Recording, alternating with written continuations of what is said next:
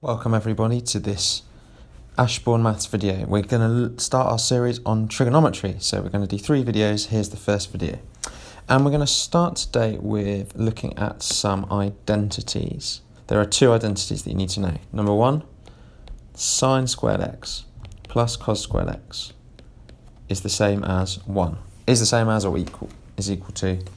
Okay, that's what these 3 lines mean, the same as.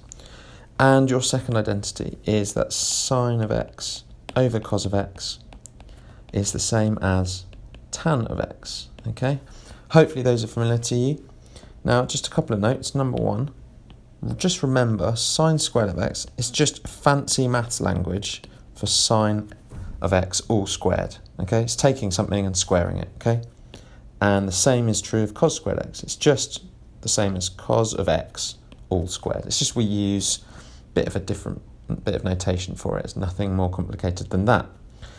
The other thing I want to say is we can take this equation and we can rearrange it. So I can take away sine squared x from both sides. So this leaves me with cos squared x is the same as, and remember I've taken sine squared x from both sides, so now I have 1 minus sine squared x.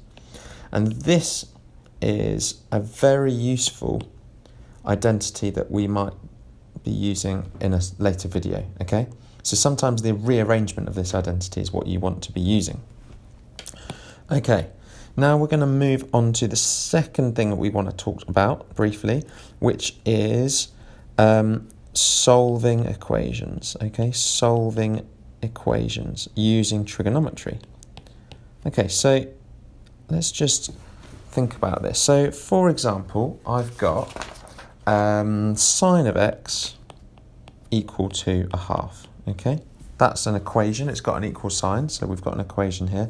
And what is x? Well, in GCSE, you would have done, well, you'd have just done the inverse sine to both sides, and hopefully you might even know this knowledge, that that's 30 degrees. You really should know that, okay? Might be worth just having a recap over your basic trig results, okay, if you weren't sure about that. Now that's good in GCSE, but in A level this is not good because there are not just one but several solutions, okay? So we need a few more solutions. It's not just one answer, so this is not going to do. Instead, we're going to have a look at a couple of methods. First is our kind of graph method, okay? And I'll show you that, and then we're going to come on to a second method, which I'll explain. Here's my sine curve, and hopefully you already know that the top of this curve is going to be 1, and the bottom of this curve is going to be -1. When I say the top and the bottom, I mean the maximum and the minimum points that it can go between, okay?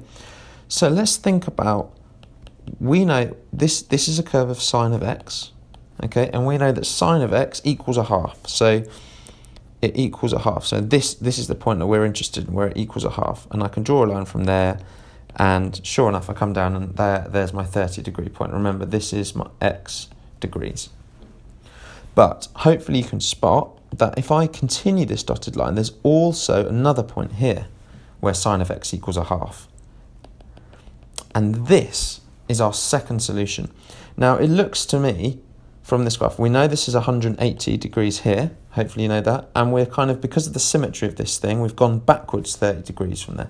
So this point's going to be 150 degrees. But the fun don't stop there, guys, because I can even extend this curve. Now, I'm going to have a bit of a wobbly hand, but hopefully you get the idea.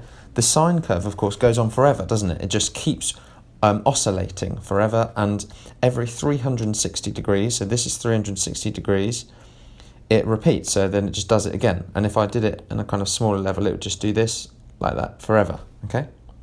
So if I extend this blue line even further, I get yet another point where sine of x equals a half.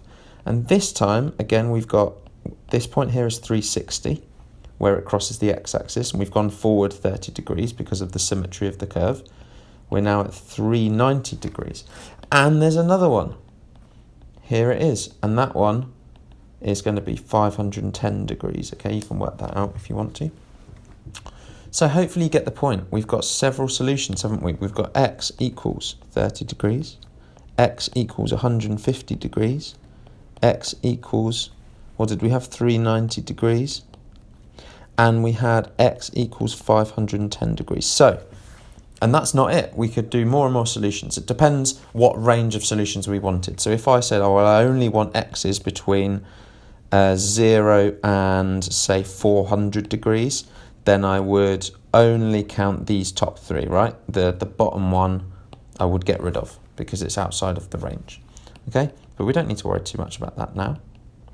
So that's the graph method. But there is a second method I promised you, and you'll be saying, Phil, tell us the second method. Well, I will. Here it is. It's the rules method. Okay, you don't have to draw out the graph every single time. Now, what's the rules method? Well, for each of the trigonometric functions, sine, cos, and tan, there's some rules. So let's start with sine. Sine x. If we're dealing with sine, okay, we've got three rules. Rule number one. You just use your calculator, okay? So I'm going to use the example that we had earlier on in the lesson. So sine x equals a half. So for number one, I'm just going to use my calculator, and x equals 30 degrees. That we've already done that bit, so that's fine. Great. Okay, what's the second step? How do we find our second angle? Remember, we're finding multiple angles. That's very important. What you do for sine is you do 180 degrees, take away whatever your first answer was, okay? So in our example, this would mean we do 180, take away 30 degrees, and that gives me 150 degrees, which is correct. That's what we wanted. And then finally, what's the third step of this? Well, we take either angle 1 or angle 2, so I've done 1 or 2, and then we add or subtract 360 degrees, okay? So again, let me just show you that in action. So we've got angle 1, which is 30 degrees. I'm going to add 360, and that gives me 390, and that's the angle we had. Let's do a fourth one. We take this second angle, which was 150 plus 360, and that gives me 510 degrees, and that's that fourth angle, okay? And you can keep going. You can remember 5, 6, 7. You can get as many angles as you like, okay? Because you just need to keep adding 360 to either of those two options. And there we have it. Here are our rules for finding out the different, for solving the values of x when we're dealing with sine. Okay, and what's going to pop up now below is the rules for cos and tan. Okay, so in front of you, you have the rules for cos and tan now. Now I want to point out two quick things. Firstly, for cos, do you notice the big difference here is we do, for our second angle, we do 360 minus what? Minus the first angle. Okay, that's the big difference.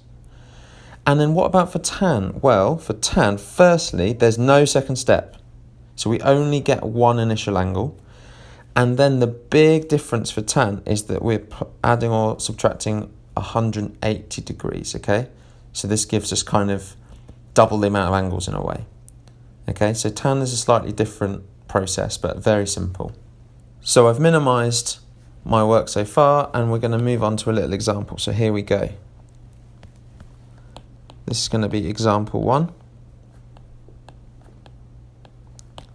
And the example is this.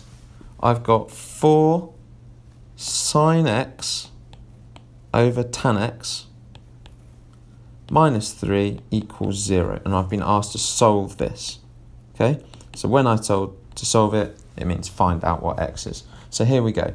Now, firstly, you'll notice that we've got sine of x's and tan of x's here. Okay? We've got different stuff. So we need to use our identities to change them up. So my first, because I can only have one type of trigonometric function, okay? That's really what I need to get this to so I can solve it. I don't know how to solve an equation if I've got sine x and a tan x in there, okay? So sine of x stays the same, but I know what tan of x is. Tan of x is the same as sine of x over cos of x, isn't it? Minus 3 equals 0, and now I can do some cancelling. This sine x cancels with this sine x. and this cos x is kind of going to come up onto the top of the fraction because it's on the bottom of a denominator.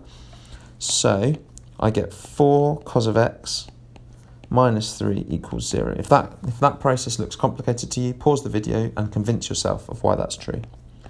4 cos of x equals 3, so cos of x equals 3 over 4.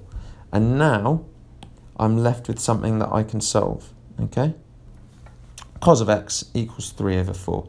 And now we're just going to go through that process that we talked about, okay? So I'm going to come up here.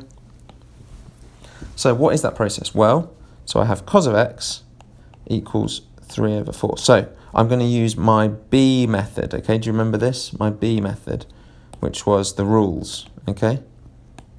So what do? Well, firstly, first angle, x equals inverse cos of 3 over 4. And here's one I prepared earlier. It's 41.4 to 1 decimal place. Okay, I did that on my calculator.